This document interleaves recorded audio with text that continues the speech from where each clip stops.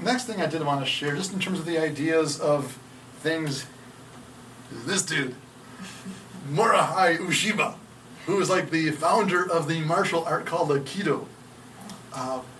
Honest to God, I've had a fascination with this thing since I was a goddamn kid. And I've never taken a class. I've read a bunch of books, though. And in one of the books, they had this fantastic quote from a guy who I believe was like the grandson of Morihei here. And I think about this a lot. Because it did say in there, the philosophy of the Shinto priests held that action is the natural consequence of prayer.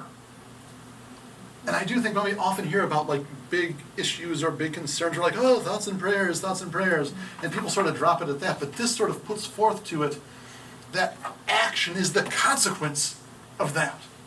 Like it's inherent, it's unavoidable. That's kind of wild to me. And I do think it does sort of speak to us too. It's just that it's in two ways sort of saying it's not enough to like, say, I believe in the environment, or I believe we got to protect the waterways. No, we got to do something. And that's an unavoidable consequence of having these actions. We just can't think about these things. We need to do something. And it can be as simple as, yes, posting a picture on Facebook and say, hey, look at this cool flower I saw by the river. That is an action that is valid.